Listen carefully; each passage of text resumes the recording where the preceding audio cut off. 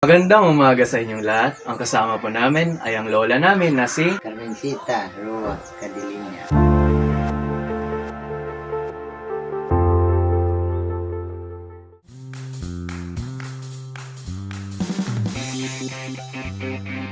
Ngayon po ay mag-i-interview po kami para matutunan ang mga pangarap ni Mami o kaya mga bagay na kailangan namin na alam para sa aming buhay.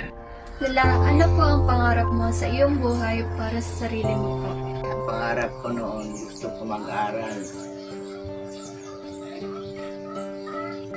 Pero hindi ako pinaaral ng mga magulang ko.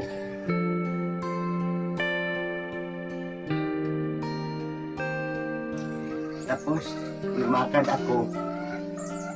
Nagpatid ako sa Cotabato para magtrabaho. Tapos gusto ko mag-asawa para may matupad ang pangarap ko. Tapos yun, nag-asawa. Tapos nagpakasal kami sa judge. Tapos nagpunta kami ng Davao. Bumalik naman kami sa Cotabato. Nagtrabaho. Yun, nagkaanak kami. Tapos hindi na ako nagtrabaho. Nag-ipon lang kami para makaaral ng mga anak ko yun. Nag-aral sila hanggang nakatapos.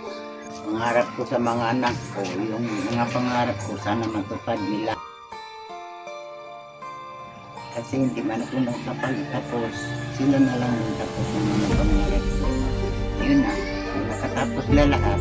Lahat sila, pero lang hindi nakatapos. Para naman po sa mga apo mo lala, ano naman po yung mga pangarap mo para sa kanila? Ay gusto ko sana kung anong pangarap ng tatay nila, nanay nila, yun din ang sunod nila.